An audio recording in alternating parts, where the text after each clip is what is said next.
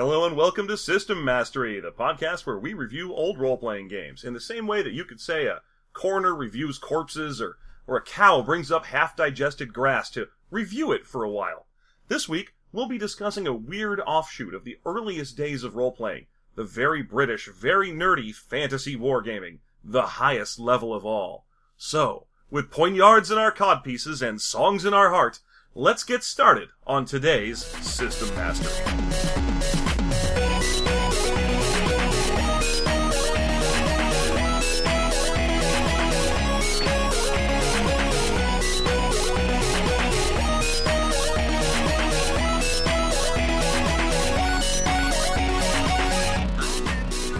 So Bocephus, that's Hank Williams, but Bucephalus, that's Charlemagne's horse. Yeah, there you go, you got it. Okay, got it in two. Good job, Bocephus. Brocephus.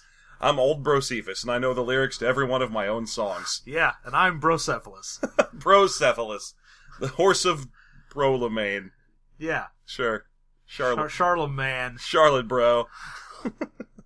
Charlemagne. Charlemagne. Charlemagne. His horse Brocephalus. Coming soon to a frat near you. Hooray! That's going to be the best frat party. Oh my god. It'll be the kind of frat party that the author of today's book might throw.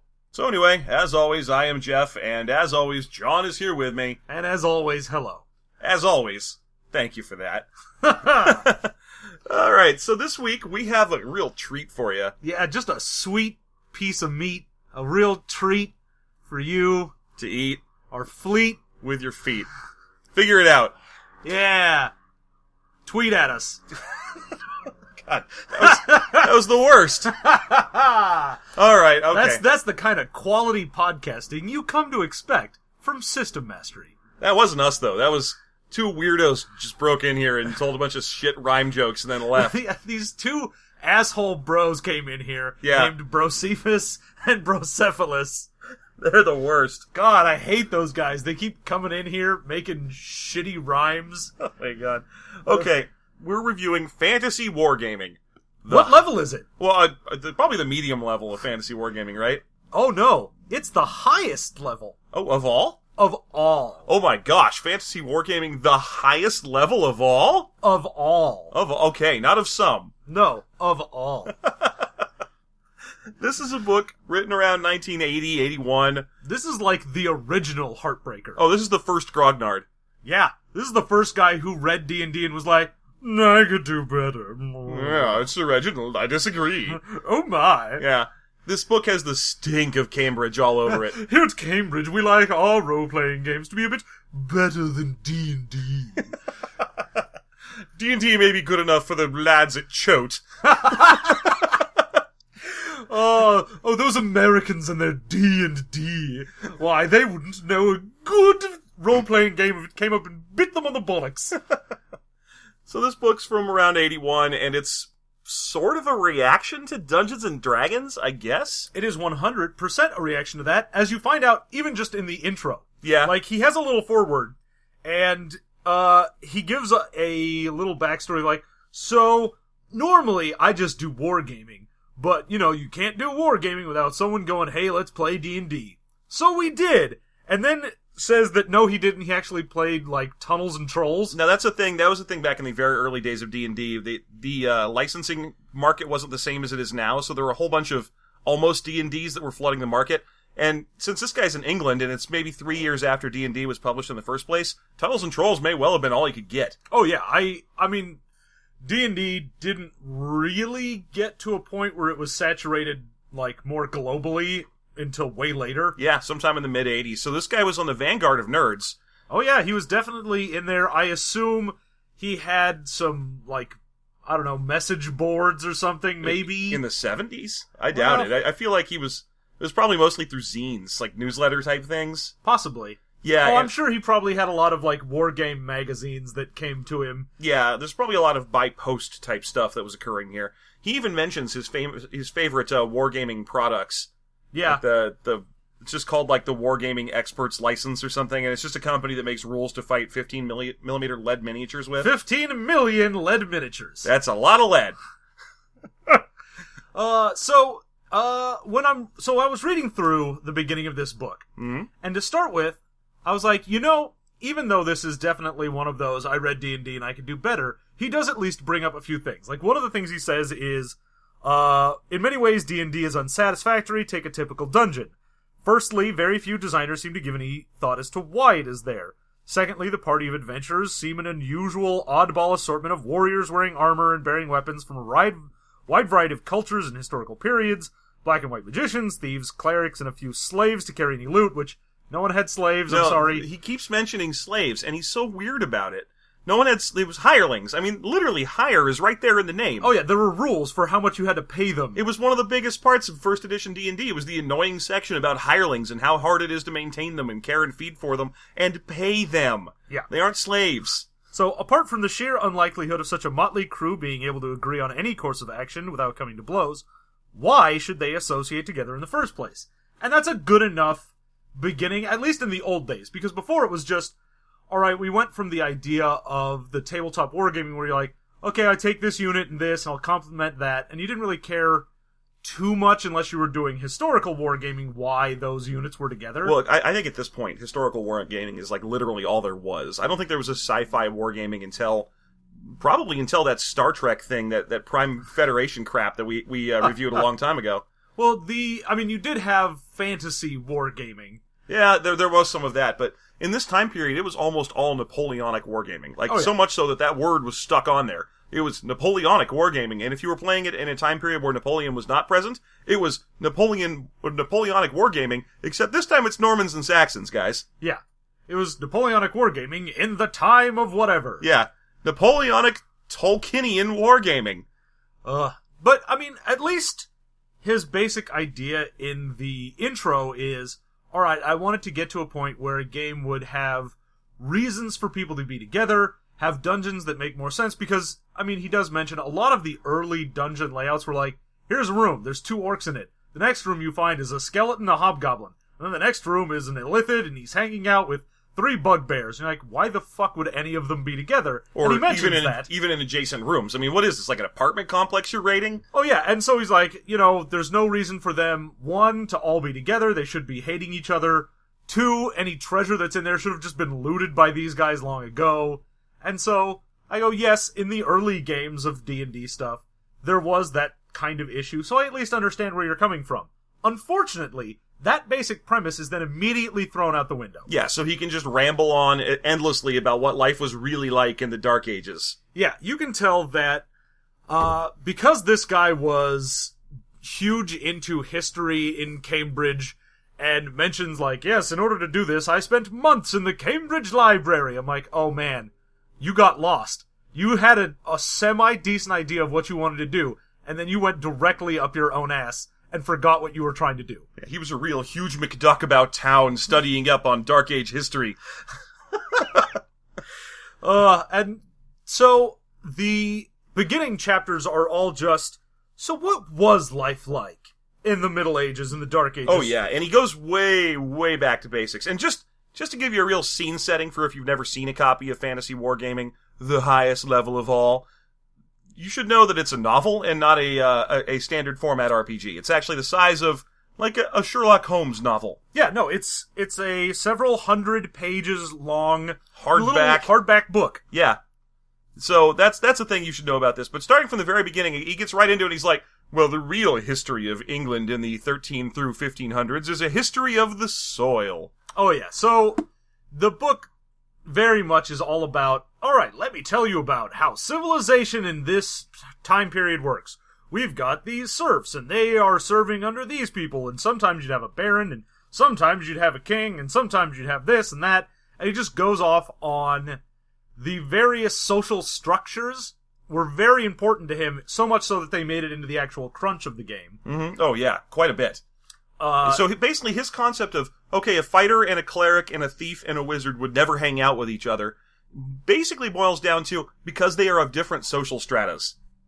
Which is odd, because he starts this game off saying, oh, these guys would never be together, and, there has to be a reason for that to happen, but then you still randomly roll for what your, status is in society. Yeah. So, it's way more difficult to still make a party that's all together, because before you could say, oh, well, we're all whatever.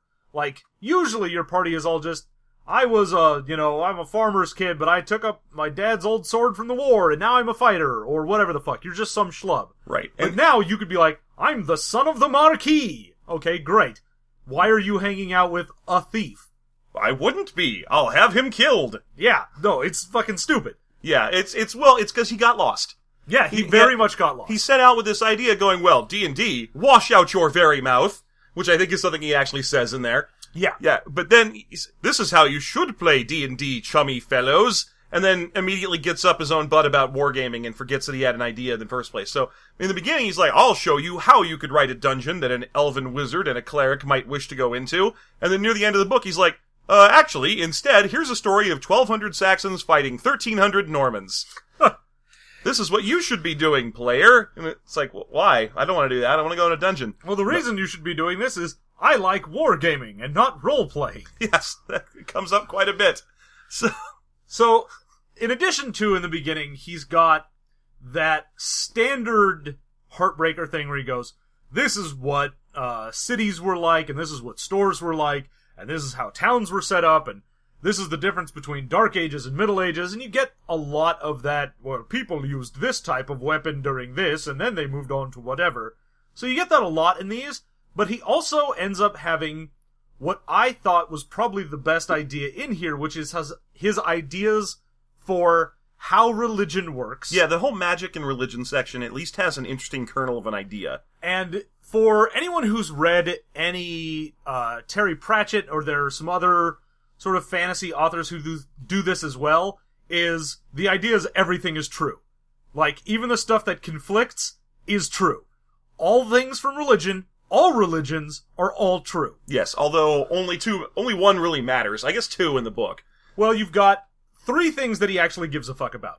You've got the Vikings. Yeah, you got the Norse mythology. You've got Norse mythology, you've got Celtic mythology. Right. And you've got the Christianity. Right.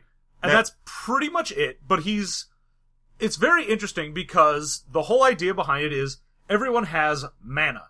Mana is your personal magical energy, and when you do any religious ceremony, you take your own mana and you give it to whatever god you're worshipping. Mm-hmm. So gods end up being like these giant reservoirs of mana, so that a cleric, he says, could technically be far more powerful than a wizard because he can call upon the vast reserves of mana of a god, but gods are also fickle and assholes and might not give you anything. In fact, they're less likely to give you anything if you're a cleric because you already believe in God.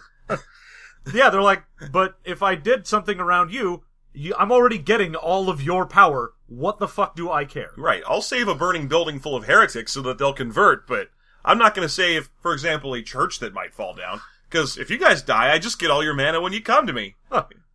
So the big thing with the whole mana thing is it did at least set up sort of an interesting dynamic. Because everything is true, it meant the reason that the Christian god ended up getting so powerful is because he is a jealous god. And if you don't know anything about Christianity, God's whole thing is, you shall have no other gods before me, I am the one true God. Which commandment is that again? That would be the very first one. Yeah, I was thinking, that's the first commandment, right? He's pretty much demanding right off the bat.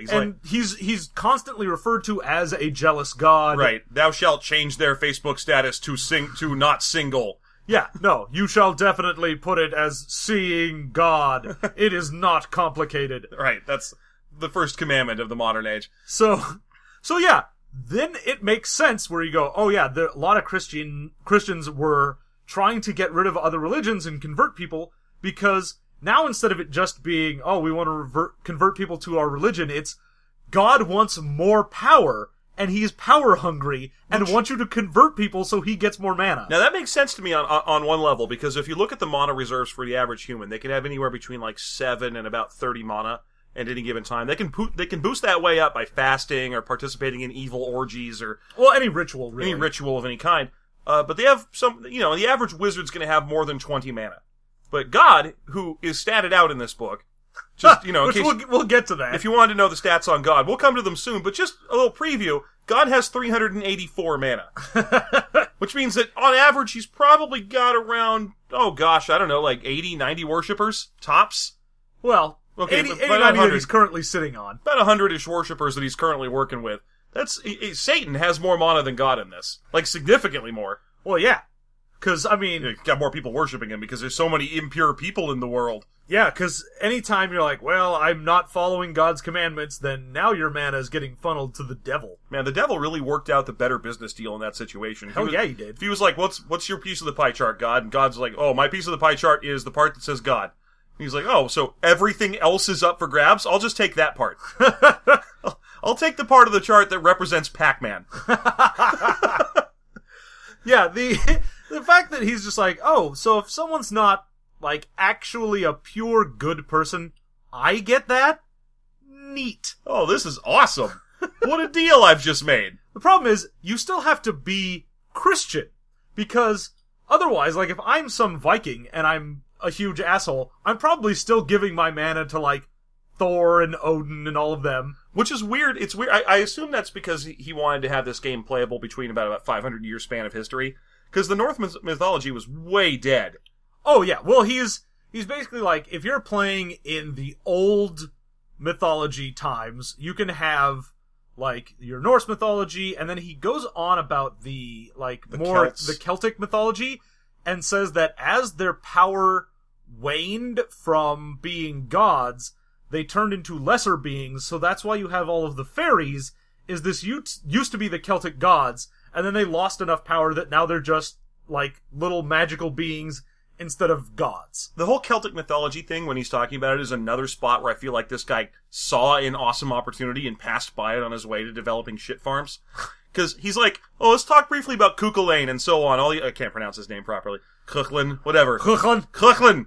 Whatever their names are, all those cool Celtic heroes that are like awesome spearmen and can like stand on the tips of trees and kill 3 cows by throwing 1 spear and all that. He talks about them for about a page and how neat they are, and then he goes, obviously, these are just silly fantasy. Anyway, here's how you'd play as a lesser alderman of a small, barren city. Yeah, it's weird because he was so into, in his religion chapter, going like, every myth is true, yeah, every one of these is definitely something that exists. Even the myths that were like, there's a guy who's super powerful, like all the Celtic ones, or even going back to like fucking Hercules and shit. He's like, yeah, all of that is true. 100%. Yeah. All the dumb drawings on flags and tapestries are of real animals. Yeah. Everything of any mythology is true. And then decided to go, but you can't be awesome. Also, it doesn't change the world in any No, everything way. Played out exactly the same. Right, that's the weirdest thing. He's so in love with the historical context where, you know, oh gosh, yes, a wizard would never hang out with a cunning man. Those are 2 different classes of alchemist. And so on, but then he's like, also there's lions that have 1 head and 2 bodies running around. Yeah, which, he does kind of occasionally go, alright, you can just play in the Middle Ages if you really want to, or play in a fantasy setting. But he never tells you, like, mostly he tells you if you're going to play in the fantasy setting, pick a fantasy book and set it there. Yeah, but it's kind of a get off my lawn model. Like, if you want to play in a fantasy setting, fuck you. Oh yeah, well, he has an entire chapter in here dedicated to where most people would have a recommended reading, like, paragraph maybe, where it was, maybe look at these books or these movies or whatever. He has an entire chapter where he pretty much just reviews books. Yeah, and he kind of rips into a lot of them, too. It's not nice. No, there's a bunch he's like, well, this is obviously terrible. The characters in this do not have any sort of resemblance to what you would find in a regular world. And I'm like, yeah, it's a fucking fantasy book. Yeah, there's dragons and shit, you dick. How did you not notice? And also, it's not just that one chapter, because sprinkled throughout the book, he'll occasionally toss in little snide asides to authors that I guess he considered his contemporaries. Like, there's a part where he's talking about how you could be a guild member in an ancient medieval city. You could yeah, be like, because there were guilds. Yeah, so you could be like, oh, I'm in the Guild of Land Collectors. I collect your urine and boil it down for phosphorus. But then he points out in the same sentence, there is no such thing, of course, as a thieves' guild. Sorry, Fritz. Now, before you think he's just being generically racist to German people... Which is exactly what I thought. I read Sorry, Fritz, and I'm like, man, you're still sore about World War II, aren't you? He's pretty... You know, he was alive... Sorry, Jerry! He wasn't even alive during the Blitz, but But no, he's actually talking to Fritz Lieber, who wrote all the Fawford and the Grey Mouse. He's actually talking to Fritz the cat. Yeah, he's talking to Fritz the cat, a character that would exist 2 years before he wrote this book, or so. No way he saw that, but he knew about it. Yeah, but obviously. No, yeah, he was talking to Fritz Lieber, who wrote the Lankmar books, which are about a thieves' guild, and he's like, "Oh, sorry, Fritz, your stupid book about a god with 7 eyes is very unrealistic." It's like, well, of course his book would ever want one of these? Yeah, his book is unrealistic, you twit. It's got Ningobble of the 7 eyes in it. Fritz knew. You aren't revealing new information. Oh yeah, well there's so much stuff in here that they're like, oh well maybe look at this, though this may be a bit too much for your game. And you're like, yeah, no, it's a fantasy fucking setting. That's the point. You even call it fantasy wargaming. It's not fantasy if the entire game is just, you're a shit farmer. Maybe go into a dungeon and die from dysentery? Now, we're gonna spend the whole time ripping into this guy, so please, I know he died like a year after writing this book, and it was very sad and sudden, and he was very young. We know. Yeah, we're aware. Statute of limitations. And I'm gonna say, I actually do have one thing in common with this guy. He didn't like Moorcock very much. So there we go. Good. Fuck him. Alright. I love that he also brings up all of the, the fantasy setting, the gore ones? Oh, yeah, the Outlaw of Gore and so on. Those would make sense for him, because the gore books are deeply sexist. Well, the thing is, he brings that up. He's like, alright, the gore books, and these are set in, and it's more up his alley because it's way more low fantasy. Yeah, but it is set on Gore, which is another planet, but don't worry about that guy. No, but he's fine, because he's just like, yeah, there'd be all of these priest kings and warriors, and it's much more like a normal setting that you would want to have for a fantasy game. Just beware, it's a little sexist, and, a mite racy for some people. Like, yeah, because it's talking about, raping people, so maybe don't. And not just raping people, but raping people into submission is the point of the Gore series. It's a lot of, I raped her till she liked it. Oh, God. Okay, and here, talking about it, I'm no great advocate of women's lib, but these books are sufficiently strong in places to be more than mildly offensive, and you'll have to form your own judgment of them. For heaven's sake, don't let a liberated wife or girlfriend read them, or you'll never hear the end of it. Thank you. Oh my God. Thanks. Oh man, can you imagine him popping the pipe in and out of his mouth to deliver that invective? Women's lib! Now, well, you're hearing that voice and picturing a pipe, but also know this guy was like 20 when he wrote this. Well, yeah. He was that day's current men's rights activist. Oh yeah. Yeah, the only problem with this guy is that the fedora was actually in style at the time. So was the Sansa belt pants, though. Look, fantasy wargame is about ethics in wargames, okay? So yeah, he's not a big fan of women's lib. Oh, well, why don't we get into that when we talk briefly here about, or for the rest of the podcast even, about character creation in this fucking thing. Oh boy, character creation. You certainly do technically have to make a character for this. Yeah, you as you're reading your way through the book, you hit page, I think it's like 122 of this 200-page book, where it goes, this is how you make a character. Yep, right around 120-ish. Yep. This is how you make a character. And you're like, wait, I forgot. I forgot this was a book of rules for playing role-playing games. Oh yeah, up until this point, it had mostly just been a treatise on the Dark Ages. Yeah, it had just been some guy's grumpy rant about women's liberation and dirt, and then he was like, and here's a game you could play. Thanks. Oh my gosh, thank you. However, it didn't stop there, because immediately after you get into the how to make a character, okay, well you're gonna need to get your name, your sex, and your nationality. Now, players wishing to play a female character must unfortunately take the penalties of a patriarchal society. Which means, get the following adjustment. -3 to physique and endurance, -2 charisma, social class, -3, bravery, -2, greed, selfishness, and lust, -3.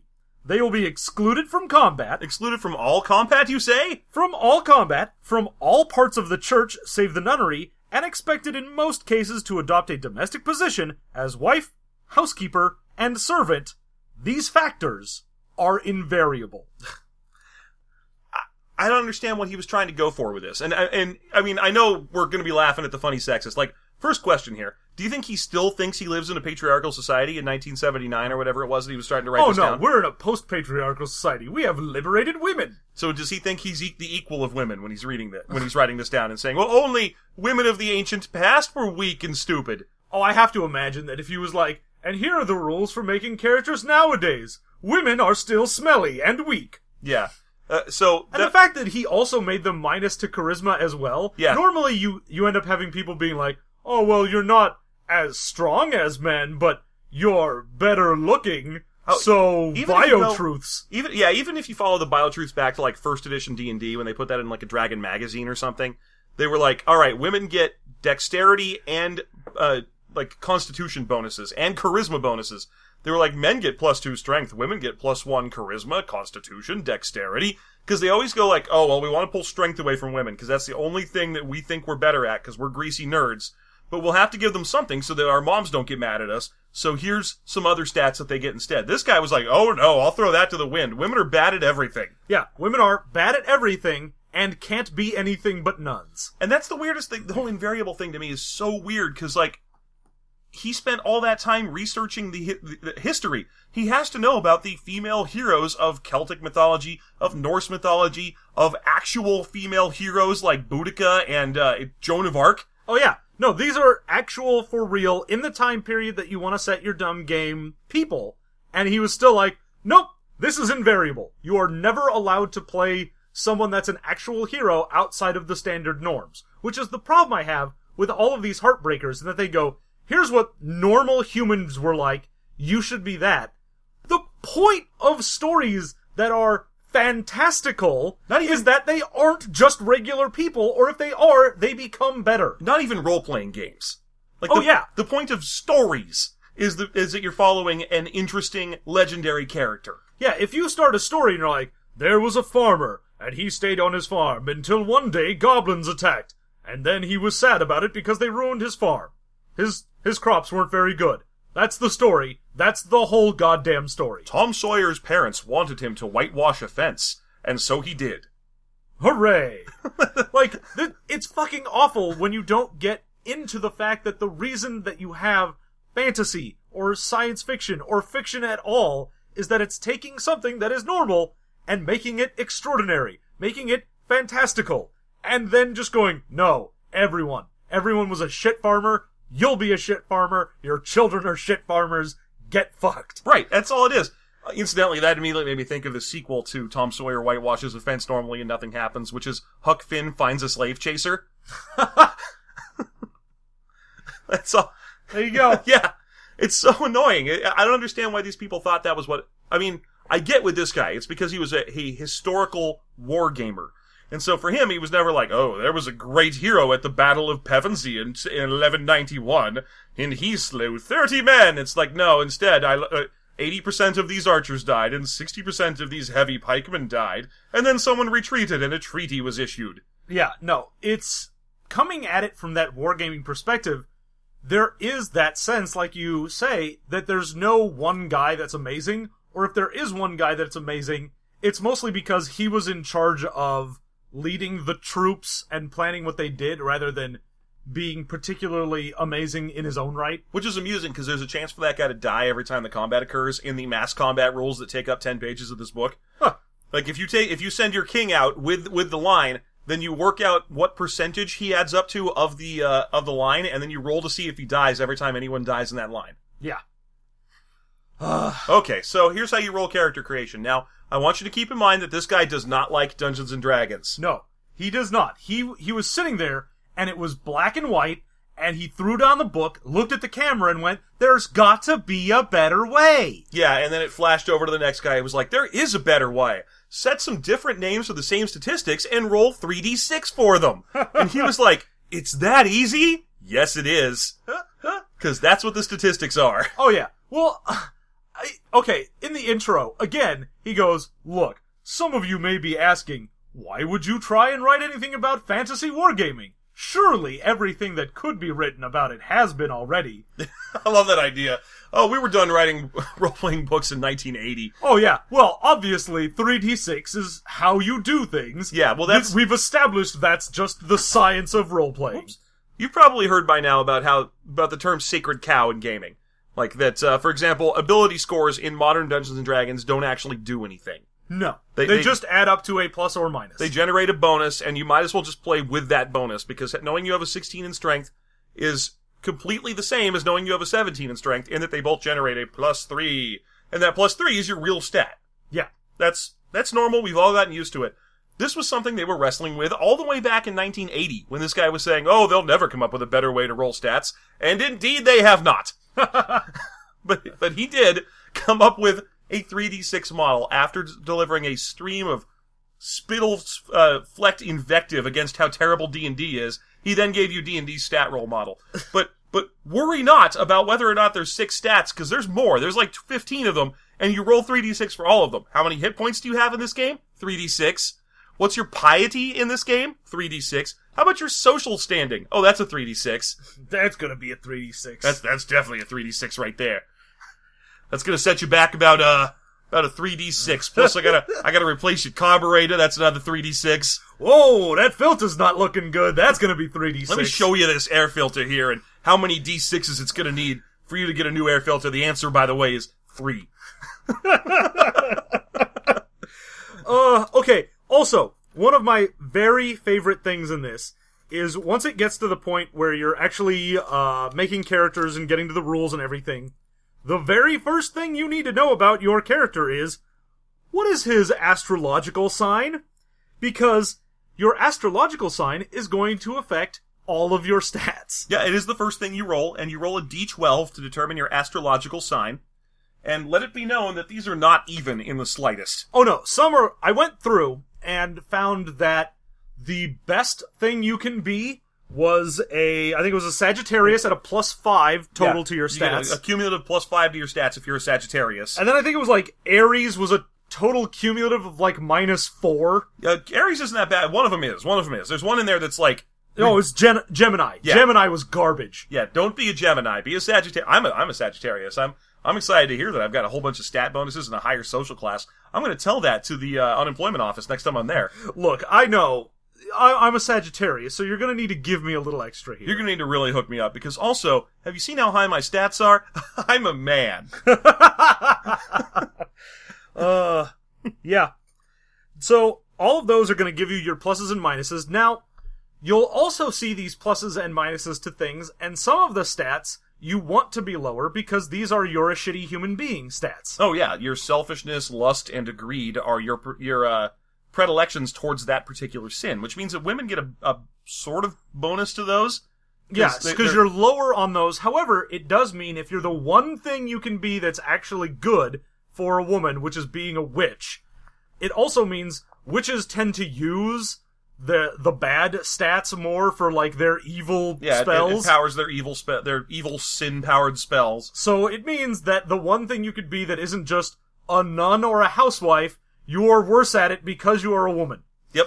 Hooray! Of course, men don't make very good witches in this either, because they can't be witches. Instead, they're called, like, cunning men or something. They are, depending on what their social status is, they can either be, like, your, traveling huckster types, who are like, I have many trinkets and spells for you, villager, or I sit in a castle somewhere, and I'm like the king's alchemist. It's divided into wise man, cunning man, wizard, runic sorcerer, and arch sorcerer. Well, yeah, because you can also be runic sorcerer if you are a, like, Viking, or a Kabbalist if you're Jewish, because you're gonna use runes, or little words of power and things like that to do your spells. So, hooray, you have that going for you. Now, one of the stats that you roll in this game is your social class. Yeah, you have to roll for social. Now, let's say, for example, you roll like a 15 on 3d6. You got very lucky. You get to be a poor knight, I believe, is what that adds up to if you're in the nobility. You can also be the leader of a small town or a bishop or something. So, give me the 15 across there, would you, John? Okay, so if you are a landowner, then you are a poor knight. Okay. If you're in the clergy, then you are a dean or an abbot. Okay. If you're one of the townsfolk, you get to be a guildmaster. If you are a rural dweller, you cannot get up to 15. The highest you can be as a rural dweller is a 13, and at that point, you're one of the Lord's agents. Okay, sure. So that's how that works. Now, this is the funny thing. This game is entirely based on the father patrilineal line. So if your dad was a baron and you're his eldest son, you're a baron too, right? No problem. You'll be a baron as soon as he cacks off. But if you're an Aries, then you get a +1 to your social status roll, which means all of a sudden, by dint of being an Aries, you're one rank higher than your dad.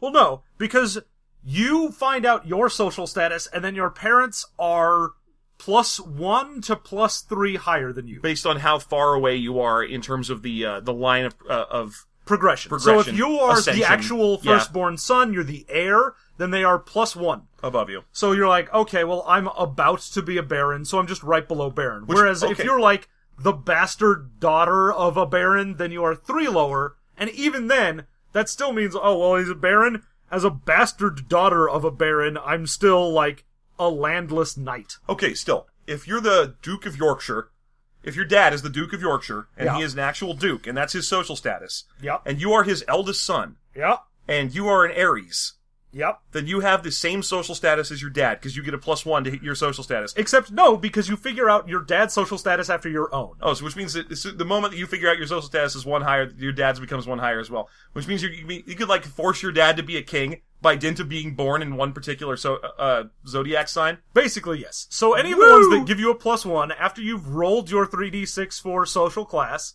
you add any bonuses for social class you might have, or get a -1 to your social class if you're a Pisces, because apparently Pisces are not very high in the social class. Weird. But yeah, so you figure that out, and once you've got all of your baseline stat, including bonuses, then you are +1 to +3 for your parents. Right. Now, here's basically everything you need to do to make a character in this game. You need to roll, and these are all 3d6 rolls: physique, agility, endurance, charisma, greed, selfishness, lust, bravery, intelligence, faith, social class, you gotta have faith, by the way, social class, and leadership. Leadership, I'm sorry, is not a rolled table. No, leadership is some shenanigans. This is something I really wanted to talk about, because it was my job to really learn the stats in this game and be ready to talk about it. But here's how you calculate your leadership. 3 times charisma plus physique plus intelligence plus bravery plus 4 times social class divided by 10. Great. Isn't that the anti-life equation? I'm pretty sure, yeah. Yeah. When you have selfishness plus greed plus loss plus hatred minus joy divided by Superman equals equals Y, where Y equals dark side and dark side equals death. Yeah, I'm pretty sure that's the anti-life equation. And that's a little one. Yeah, no, that's one of the little ones. And leadership, also, this is one of those things where... leadership. Okay, so D&D had, and we talked about this before, you had your shot caller. You had the guy who was like, yeah, I'm the go-between between the party and the DM, and this guy wanted to take that one step further, where he was like, oh no, you don't just have person that's a shot caller.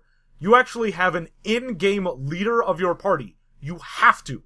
If someone is not currently leading your party, someone has to lead it. It doesn't matter. It's always there. And if someone is tied in leadership stat, you have to fight for it. You have to fight. One of you can back down if he wants to suffer penalties to his charisma and his derived leadership statistic.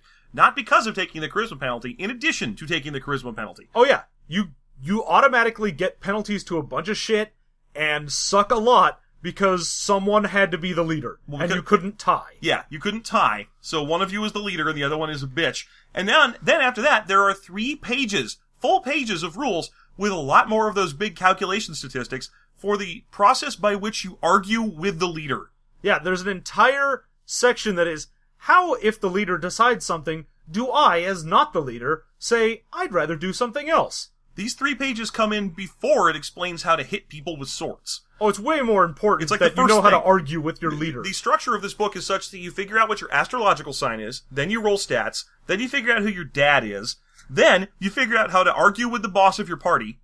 Oh, and then there's a great thing in there. In the part where it's got the persuasion rules for how to argue with the player who represents your boss, there is a -4 penalty to persuading him for things if he has declared no persuading me for things.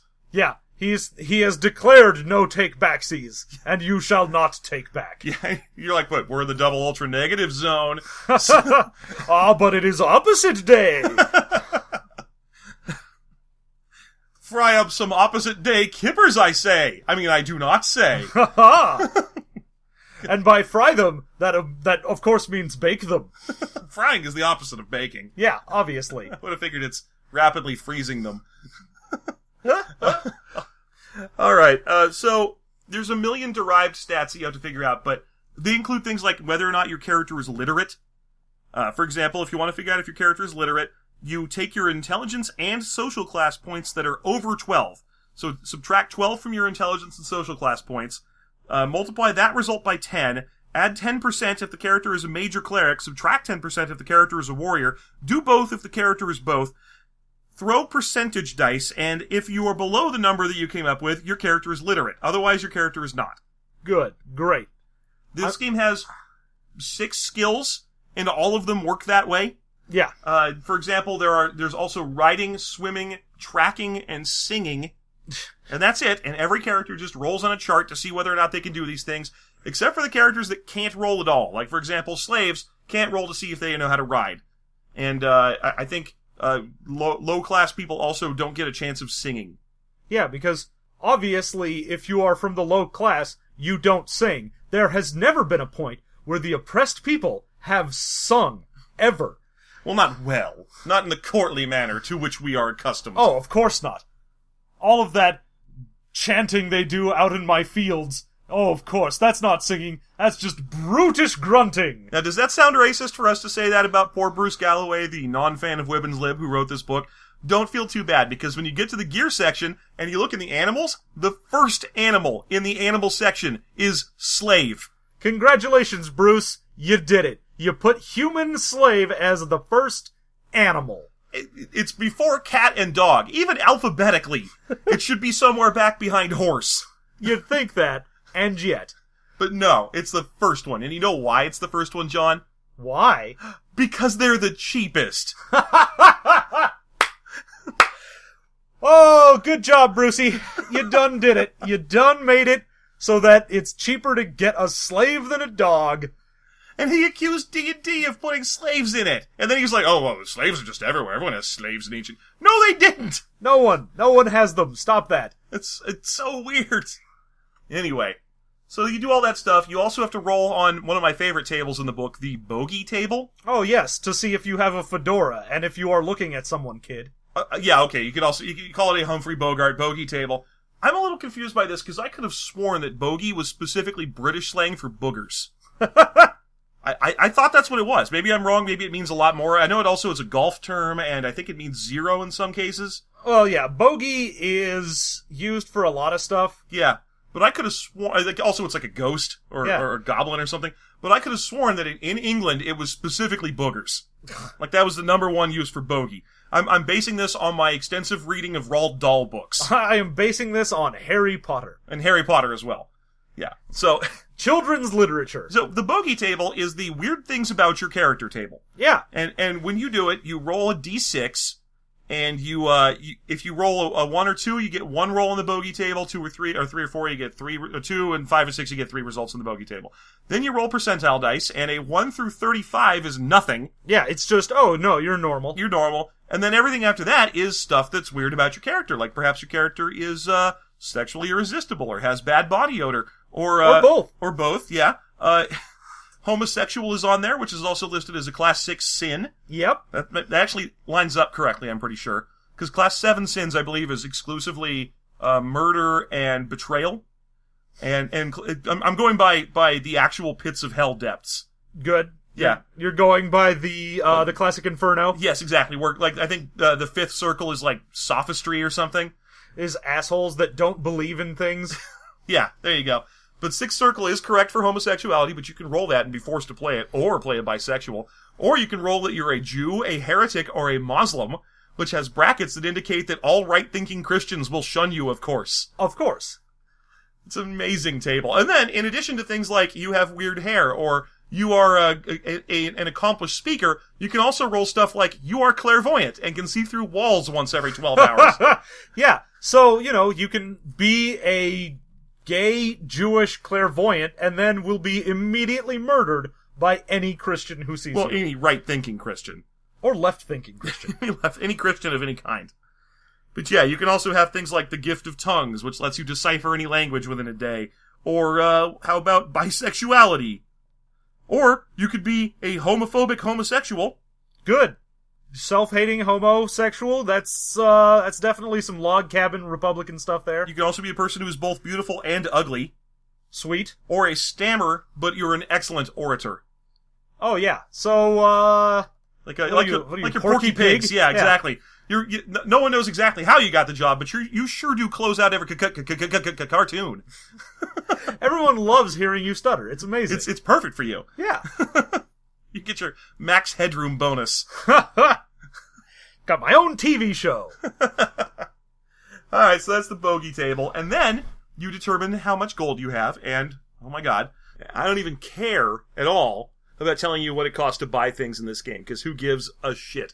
It's his attempt at doing it super realistically, but what I want to talk about instead, if I may, and you may, is how to hit someone with a sword in this game. Oh, well, I mean, that should take you all of 10 seconds. You roll a die, and then you see if you hit him, right? Now, remember that this guy started the book with telling us about how he wanted a unified sort of rule that would help streamline games. Like, in the very beginning, yeah, he was his intro, he really wanted a unified game rule theory that would get everything together. That's correct. Now, just here we go. This is how combat works in Fantasy Wargaming. Note that this is not mass combat. Mass combat has a whole different set of rules, which is basically the same rules that people still use to play their Napoleonic war games today. Yes. Okay. Step 1, check morale. Morale equals combat level plus bravery plus about a page of possible adjustments. Cross-check the results of that total of combat level plus bravery plus etc. against a percentile table, which you'll find on page 147, with 5 possible results, including things like dithering, obeying orders, or fleeing. Okay, before engaging in any... You check morale before engaging in any combat, when you fall to half endurance, when you take 5 damage, and your bravery is 7 or less. On entering a level higher than that of your party leader. I'm still not even sure what that one means. When, along with up to 2 other people, you are separated from your party and don't know how to get back to them, when you're deserted, when you first take damage in any adventure, when at least 3 people have died in the past 20 minutes, and also at the discretion of the game master. Those are the times at which you will take morale during combat. Next thing, step 2 of combat. You have to check with your control for all characters to see if they go berserk. Obviously, because it's really likely for someone to just go berserk. Now, it says that it's not likely for most people to go berserk. It's 1 to 5% chance in most cases. But you do have to check it. It's your step 2 before you go into combat. Certain characters actually want to go berserk, because this game does have Vikings. So, again, to go berserk, here's how we do this. Half combat level plus about a half-page modifiers, mostly to do with whether or not you're a Viking. Roll percentile and cross-check with a control check chart for the result of berserk or not berserk. All characters can go berserk. Only Vikings really want to. Okay, great. So that's berserk check. No problem. We're right through that. We're breezing. We're moving right along. We get to step 3.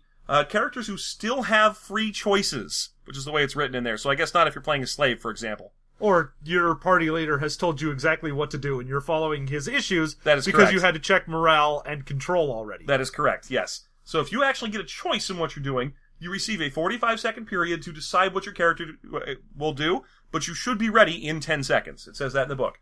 Step 4, we do long-range missile weapons, and we'll get to that when I actually describe how to hit stuff. That's not what we're talking about right now. Well, I'm still sitting there, sword in hand, waiting to go. Okay, step 5, readied spells and magic items. Though this sequence is called out for a mission if the party falls victim to a surprise attack. Which means that while you can fire your bow if you're surprised, you cannot use your wand. Great, okay. Post-combat. Oops, we forgot to talk about how to hit things. Right to post-combat, do morale and berserk again, and then return to actual combat. Huh. So every time you try to hit someone, and they try to hit you back, the next thing you do is go to morale and see if you need to roll morale, or if you go berserk. Every time. Every time. Okay, great. So we kind of forgot while we were talking about that to talk about how to hit someone with a sword. I'm sorry, I forgot that. Why don't we do that now? Step 1. Check that you meet the minimums for agility and physique based on your weapon. Each weapon requires an agility of something and a physique of something else. For an example, a dagger requires at least an 11 physique and a 10 agility. Yeah. Most of them are pretty high. Now keep in mind you're rolling 3d6s. No re-rolling, no bonuses. No 46 drop. No 46 drop, which means on average, most characters can't wield a dagger. Yeah. The only weapon that on average most characters can wield is a gun. That's the only one in the game. And that's what's wrong with society. Right? Oh my god. So, first check that. Now, compare the agility and physique in excess of the minimum required to wield the weapon against the encumbrance your character is currently carrying. If this ends up being a negative modifier, if your endurance is -6 and your bonus through your weapon is +2, you're at a -4. If it ends up to a negative modifier, apply the full negative value to your final roll or your final calculation for hitting. If it's positive, however, cut it in half and then apply that. That's step 1. Oh, sorry, that's step 2. Step 3. At step 3, we have to split up real quick. I'm sorry. I'll try to explain. Just stay with me. Step 3. This is how you hit people with distance weapons. Here's your chart. You're going to do combat level plus surplus agility and physique divided by 2, and then add bonuses for slow-moving targets, very large targets, very slow-moving targets, penalties for medium and small targets, fast-moving targets, tiny and exceedingly fast targets, so there's bonuses and penalties for that. Don't forget to add your astrological influence bonuses or penalties. For example, if you're a Sagittarius and it's not a good time for Sagittariuses to be battling, you might be suffering a little penalty here. It's true. Great. Then factor in your luck. Finally, factor in all melee factors not marked with a star. We'll talk about those in just a second. That's all you need to know. That's going to generate a number somewhere between -6 and +14. You're going to take that number, roll it against, or cross-check it on a percentile die roll that you're going to roll, and that will tell you where on the person you hit them, if at all. Okay, that was our split. The other split was melee weapon step. Melee weapons, to hit someone with a melee sword. Combat level, plus surplus agility and physique divided by 2, and then add melee factors. Here we go. Here's some factors you need to keep into track. Low intelligence, low bravery, low endurance, berserk, outnumbered, even lower stats, damaged in the last phase, not using your favorite weapon, blow carried over from a parry in which the opponent's weapon broke, blow is partially parried or dodged, character is exhausted. Then there's bonuses for being smart, brave, high endurance, basically all the same stuff I mentioned earlier, except it affects your opponent instead of you. Again, will result in a number between -6 and +14. Roll percentile, cross-check on a chart. That's going to tell you whether or not you hit. Then, that's just A, to cross-check to see where you hit, which could be anywhere from a miss to a strike to the heart. Go to B. Roll to see the damage caused by to the part of the target hit according to a weapon table in a different part of the book. It'll tell you how much damage you do. And add your surplus physique divided by 2. Again, surplus physique is any in excess of what you need to wield the weapon, divided by 2. Don't forget to subtract your opponent's armor value, and the result is the endurance the enemy subtracts. What's endurance? It's the hit points of the game. How do you calculate hit points in the game? Roll 3d6. Woo! Oh, you thought I was done. I'm sorry. Okay, next section. If you manage to hit them in an area that does double damage, for example, the heart or throat, apply double damage. Other areas, like for example getting hit in the stomach, may cause you to double over and give your opponent a free attack. Step 5. You may be wondering, never during this discussion did you discuss parries and dodges. That's because any time you get a simultaneous action with someone else, you can choose to forego swinging at them to attempt to parry and dodge. This will block a portion of the damage that they deal to you, but you can easily fail a parry or dodge. The primary factor is whether or not you have enough room to maneuver. Yeah, so if you're in a hallway, or a large room, or outside, or there's a bunch of shit around you, that will determine whether or not you can dodge or parry well. The order of activations, I feel like I breezed past part of it, because I said long-range missile weapons and then moved to melee combat, but actually, there's a step between long-range weapons and melee combat. That step is, do you have a longer sword than your opponent? Well, yeah, there's a lot of RPGs have that, well, if you've got a sword and I've got a polearm and he's got a dagger, then I've got a bonus and I can go do things because I've got a longer reach. You've got reach. In this game, it just lets you go first. If you get a bonus melee action round, if you have a longer weapon, and it's defined as a weapon that's 2 feet longer than your opponent's weapon. And it's not even like a bonus, it's just you go in a bonus attack round. Good. Okay, great. So there you go. That's how you hit people in this game. Did that seem simple to you? Oh, keep in mind, this is one of my favorite things, and it keeps cropping up in this game. This guy has a luck stat, and I feel like it's the only unified thing he actually put in here. You roll luck with everything. Here's how you roll luck. You roll a d6. On a 1 or 2, you get a -1. On a 5 or 6, you get a +1. The end. That's luck. Not that big of a deal, right? Except that it's constantly used in things where you end up rolling against a big percentile table later to see if you miss or hit. That's what luck is! Yeah, he had this weird obsession with astrology and things being the right time for whatever. So in addition to, alright, well, if you're trying to cast a spell, and oh my god, casting a spell is also one of those things where it's, I kind of liked it in that there's not a lot of the, I have a spell list as much as it is, alright, I want to do this type of effect. This type of effect is governed by this astrological sign. So if I am of that sign, I get a bonus. If I'm the opposite of that sign, I get a penalty. All that shit. But he's got so much that's based on the stars and luck, and am I in a place that is attuned to the type of thing that you want to do? So like, do I know my opponent's true name? Oh yeah, he's got a lot of true name stuff, and part of me goes, this is dumb, but another part of me says, this was all shit that, like, Dark Age, Middle Age things, that's what Magic was. Yeah. The luck thing, though. The luck thing kills me. Imagine, just to play it in a simpler game. Let's say we were playing 3rd edition Dungeons & Dragons. You know your target's armor class, you roll a d20, you add your bonus to hit. Do you hit? We just compare the number you roll against your target's armor class.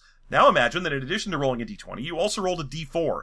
And if you got a 1 on that d4, you took a -1 to your d20 roll. And if you rolled a 4, you got a +1 on your d20 roll. And you called that die luck. Would it change anything? No, it wouldn't change anything. It wouldn't change anything at all because it's got the equivalent chance of being good or bad or nothing. It's not luck. It's just an extra die you roll for no fucking reason.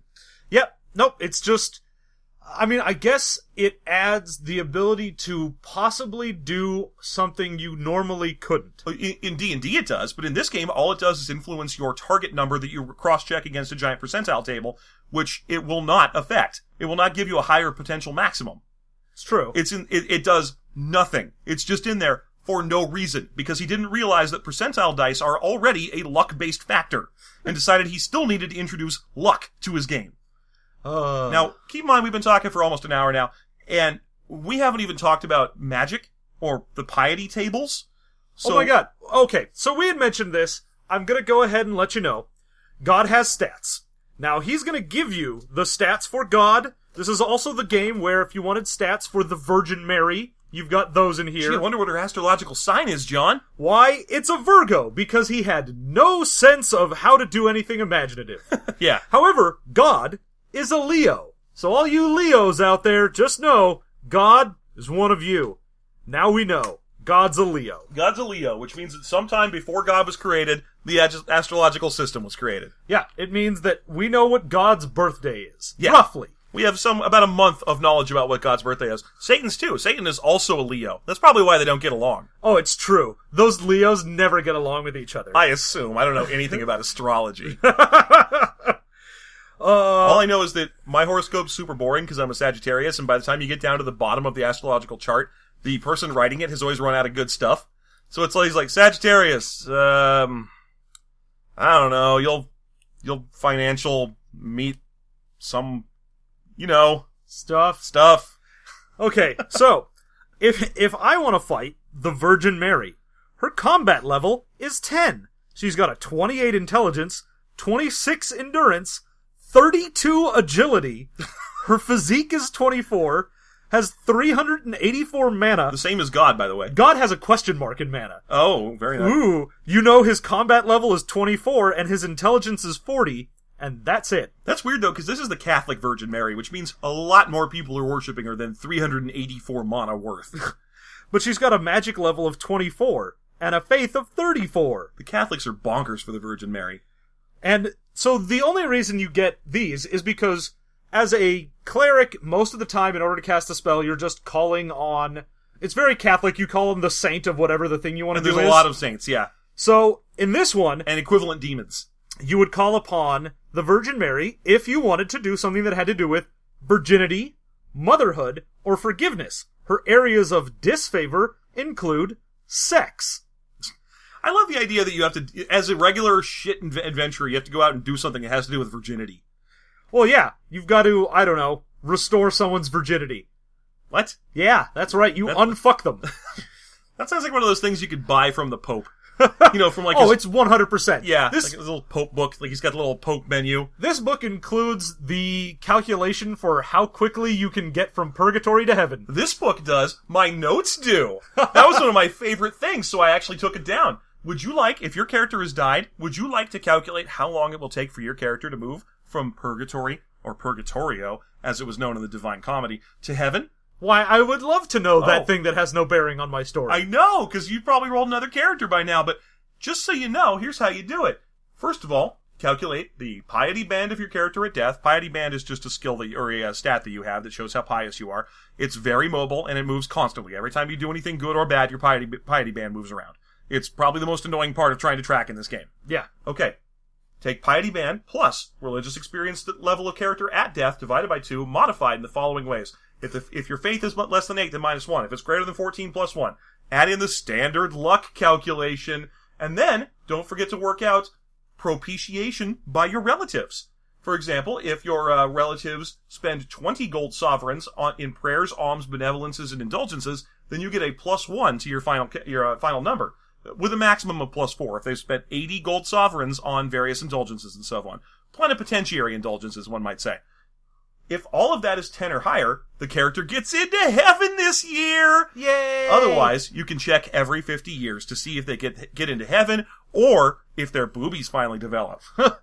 This is, at least, and again, it's one of those things where, yes, the Catholic Church essentially just came up with purgatory as a goddamn scheme to be like, hey, you know, when you die, you go to God's waiting room and, I mean, you'll eventually get to heaven, but your poor Aunt Sally is suffering in purgatory for her sins. And for a mere 20 gold sovereigns, a steal at twice the price, you can cut that number down. Come on, man. Wouldn't you want someone to do it for you? Okay, that's great. I love that that's a real thing that the Catholic Church actually did for hundreds of years. Why are there rules for it? Why is it just in the first part of his book where he's like, look, Catholic Church was sort of super corrupt and they did hilarious shit like this? like just put it that way and it would be funny. Because his whole point was, everything is real. Everything is true. Yeah, but so I have to put that in there. Even then, if it's true, you don't need rules for it, because it doesn't have nothing to do with anything. Your character died 30 years ago. In 20 years, you can see if your character gets into heaven. Alright, there's only a few things left in here. There's a magic system, and the magic system is supposed to be super freeform, which means it's, I want to say 20 pages of disconnected charts and lists of numbers. Oh yeah, you've got a bunch of overarching categories of things like fire, or air, or light, a lot or whatever. A lot of them just tell you what their sin rating is. So it'll be like, necromancy, this is a class 6 sin. This is as bad as being gay. Now, if you raise a dude from the dead and then fuck him, class 7. Oh no, he's not alive. That's an undead dude. It's not gay if he's already dead. It's buggery. Oh, good. Thanks, church. Okay, great. So there's a whole bunch of rules for that, and then the end result is like 3 pages of basic spells, and they're like, oh, it's the most freeform magic system you've ever heard of. You can use it to cast spells like turn stone to mud, or create light in an area, or wall of, I don't know, fire. So it's the most freeform spell or system in the world that creates D&D spells. The hilarious thing to me is it has an entire section of, alright, if you want to create a spell, and it's got this calculation, like everything else we've mentioned, where it's like, oh yeah, alright, so luck you're factor. trying to do a fire spell. Yeah. Are you a fire sign character? Then you get a +1. Are you a water sign character? You get a -1. Do you pray to the god of fire and bullshit? Then you get whatever. And then take your piety and your bravery and your faith, and take that and divide it by... Okay. It's huge calculation. And then after that, it goes, and here's a list of spells that don't fall into those categories. Now, one of the categories was illusion. One of the spells that doesn't fall into that category is invisibility. Eat my dick, that's an illusion spell. It really just meant that he had already written that spell list out, and he was, by God, if he wasn't going to put it in the book. So, that's there. Finally, we gotta talk real briefly about the bestiary, because it's one of the most fun things in this stupid book. Because basically, his bestiary is everything exists and everything is real, even though everyone's just a dirt farming peasant. I guess they're just constantly getting eaten by manticores and shit and not doing anything about that, because why would you bother? It's like, well, I have to spend my time collecting pee for the local governor, but, oh, my son got eaten by a flying snake. Should I do anything about that? No, I'm gonna keep living in a thatched daub hut. Because nothing changes. So anyway, there's a bestiary. The bestiary's primary source from which it pulls monsters is like flags and shields. So anything you've ever seen on a flag or a shield, you know, oh, a lion with a head on both ends, and oh, a deer with the head of a goat and the legs of an elephant. It's like, it's a deer with the head of a deer and the legs of a deer. The legendary Esquilax. Yeah. That's so it's all of those with stats, and you know they're all very dangerous. One of my favorite things about the bestiary, there are 2. I'm going to save my other one for the worst thing in the book for me. but one of them is oh shit, I've just forgotten what it was. Oh, poisons. All of the poisons are instantly fatal. Every one. All of them. If something is poisonous in this book, it is instantly fatal poison, even though there is a section for how poison works in the book. And the answer isn't poison. It kills you. It's poison. Here's a bunch of fucking rules, and you have to roll against this, and you lose some endurance, and you get it back at this rate. Unless you're bitten by anything in the game that's poisonous. Then you die. With one exception, one exception, the carnivorous sheep, which is from Celtic mythology. And again, even though it is poisonous, it doesn't use the poison rules. It uses its own poison rules. Because this guy is fucking, what's his face from Palladium? It's that guy's granddad. There you go. It's Symbiota's grandfather. That's who this is. Yeah. Wonderful. Alright, so I think let's get into the end here. Alright, John, what would you say is your favorite thing about this book? Okay, my favorite thing is his baseline idea of everything is true. I love the Pratchett idea of faith is what creates a god and what powers it. Yeah. I love the idea that all of the shit that has ever been is true, and the reason that, the reason Zeus doesn't walk around anymore is because people purposefully stopped them from praying to him, so his power ran out. Oh yeah, that's the coolest thing. That works for Planescape, that works for Discworld, that even works for American Gods. Oh yeah. It's an awesome thing. It's a great idea for belief as power, and it makes it so that not only are gods these powerful things, but it means they have to care about humans, so you don't get shit like the Palladium gods, which are just like, well, I would murder everything given the chance, and I have the power to, I don't know why I haven't. I mostly just ride around on a cybernetic motorcycle and hang out with someone with blown out hair. That's Riff's gods. So yeah, that idea, the fact that he wanted to incorporate that into his game, definitely my favorite thing in this. The fact that he did not incorporate it into his game. Well, the fact that he wrote that he wanted to incorporate it into his game, my favorite thing. Okay, Jeff, your favorite thing. This book is the Burgess Shale of role-playing games. This book is the Burgess Meredith of role-playing games. This book is the Burgers Meredith, a hamburger restaurant themed after Burgess Meredith of role-playing games. Burgers enough at last. No. Have you ever heard of the Burgess Shale? No. Oh, yes, I have. Okay, so for people who haven't, the Burgess Shale is a big chunk of Western Canada that's got a lot of sedimentary rock deposit full of really neat fossils from the Precambrian era, which means they're about 500 million years old. The reason they're cool is because a ton of the animals that are preserved in that shale have nothing to do with modern animals at all. They're evolutionary lines that died out very early and in very weird ways. There's stuff with like a weird proboscis straw that is not a mouth. It's like a hand coming out of their face. Their face has 5 eyes, by the way. And then they take the straw and scoop stuff out of the bottom and eat and feed it to their own mouth. It's weird. It's crazy shit that's technically alive and technically recognizable as life, but has no bearing on modern life whatsoever. This book is the Burgess Shale of role-playing games. It's like role-playing games' weird great uncle. You could look at it and go, oh yeah, that's part of the family. I can kind of tell. I don't want it to get anywhere near my youngest, though. I'm glad it's got nothing to do with my gene pool anymore, but it's neat to read it. That's what this is. This book is a neat idea. It's a whole collection, like a huge, vast collection of weird ideas about role-playing games that died in this book. Yeah. And were buried under the mud for us to buy later on for $1, which we didn't. People have sent us, I think, 3 copies of this book. Thanks everyone who has sent us a copy of Fantasy Wargaming, the highest level of all. Please stop sending us copies of Fantasy Wargaming, the highest level. No, don't. I'm going to build a fort. Yeah. Well, I'm going to give it out as gifts to people. People I don't like. Happy birthday! Here's Torment. Alright, so there you go. My favorite thing about this book is reading through the bizarre historical artifacts that it has in it. Awesome. Your least favorite thing about this book? Okay, least favorite thing about this book is it goes way up its own ass. Because I loved the beginning intro, and it decided it wanted to do something early on that I thought was very interesting and was different from D&D. Rather than just being a standard Heartbreaker, it was like, no, there's a reason I want to do all these weird things. It actually has bearing on the story. And then he went into the book, started writing it, got lost in the Cambridge library, and came back out wild-eyed, ranting about shit that had nothing to do with it. And that is my least favorite thing, is the wasted potential in this book. Okay. Now, I want to throw out a very quick, I know you're asking me now, so let's just move along. I want to throw out a quick pie-end to the fact that this book is ridiculously sexist.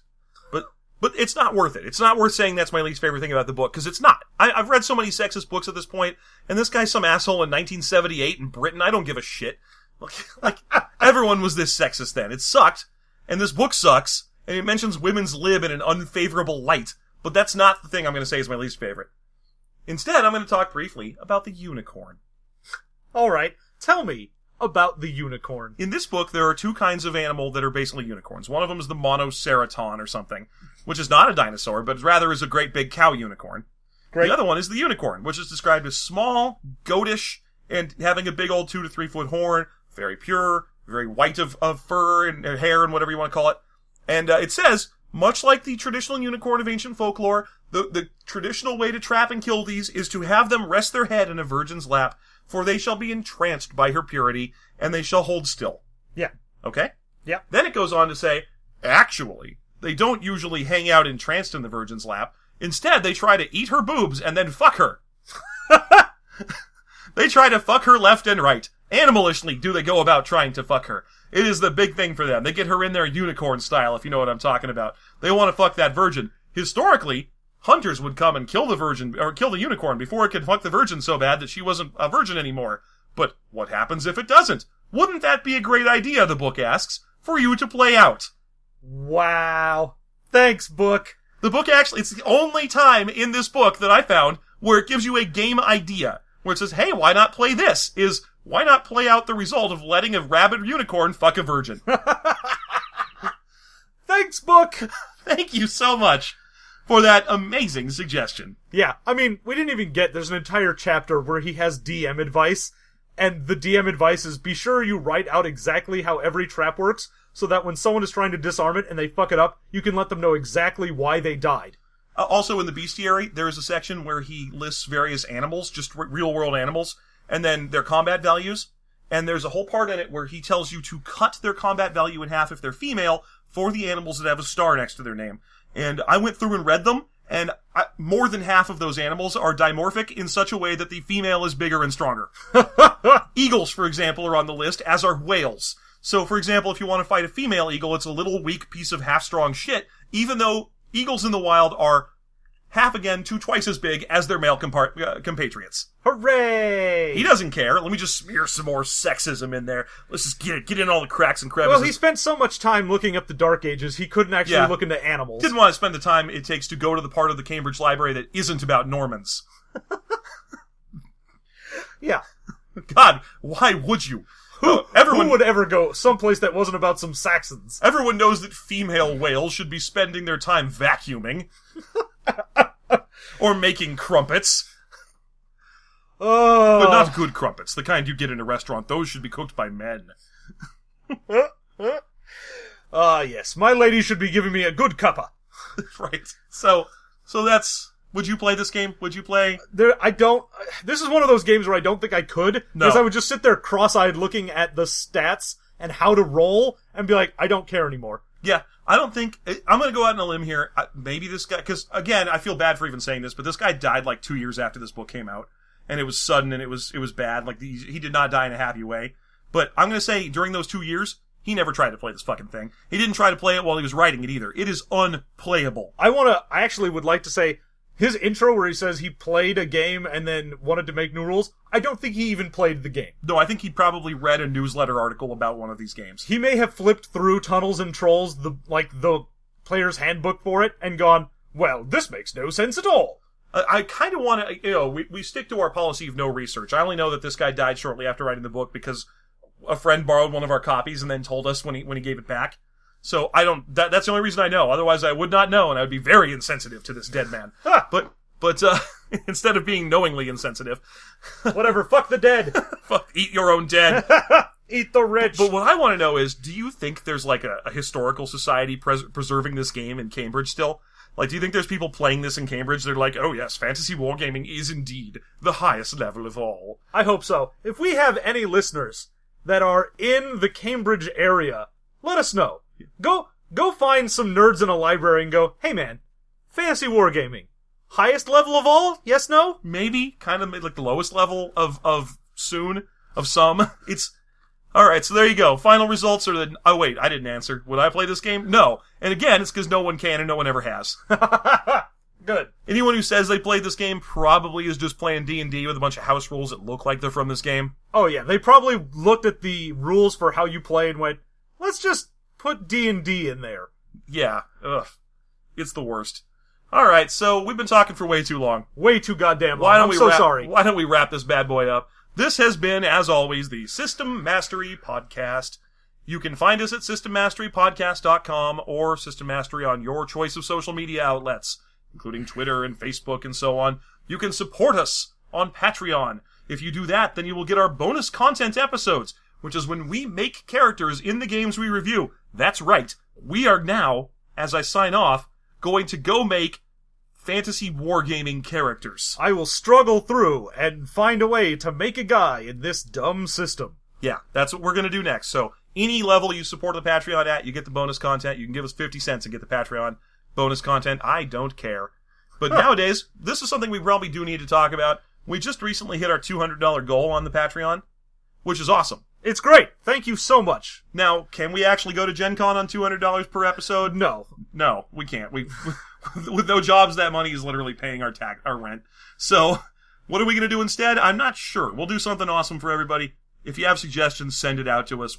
Maybe we can do some Skype gaming sessions or something. Yeah, we've been looking at some new, awesome additions to our equipment that we could get. Yeah, maybe going to more local conventions.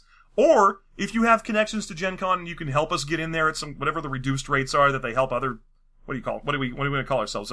Big celebrities? Yeah, big time Hollywood podcast celebrities. Big time Hollywood YouTube superstars. If they have a plan by which they can get people like us into Gen Con at a reduced rate, and that would help us use our $200 per episode to get in there, let us know. We'll see if we can work something out. But as it stands, it simply isn't feasible. Maybe we can create that again at a higher rate or something. I don't know. That's why it said Gen Con or something. Now, be sure we have kept this up for a little bit longer. In addition to that, we've got our Afterthought poll from the Afterthought a while ago, where we've got a bunch of questions for you, including what other things you'd like to see as Patreon goals. That would be perfect. Go fill that out and let us know. Yeah, and just fill out that, and be sure to listen to the Afterthought. Wonderful stuff. We recently had Afterthought with James D'Amato in here. Great guy, great designer. Also has a great podcast that he does. And we've got our Movie Mastery podcast that we do. If you haven't checked that out yet, real fun. We just finished putting up a review of the Insane Clown Posse's Big Money Rustlers. And let me tell you, surprising outcome. It's very surprising, yeah. So there you go. Yeah. Oh, by the way, it was mentioned very briefly, but the name of James D'Amato is our podcast. I don't even know why I'm saying this, because almost every one of our fans is actually one of his that came over. Thanks, guys. But his podcast is called One Shot. He also has one called Campaign, one called Critical Success. They're all great. Go check him out. He's 50 times bigger than us, so I'm not sure why I'm plugging him. So there you go. Thanks so much for listening, and everybody, have a wonderful week.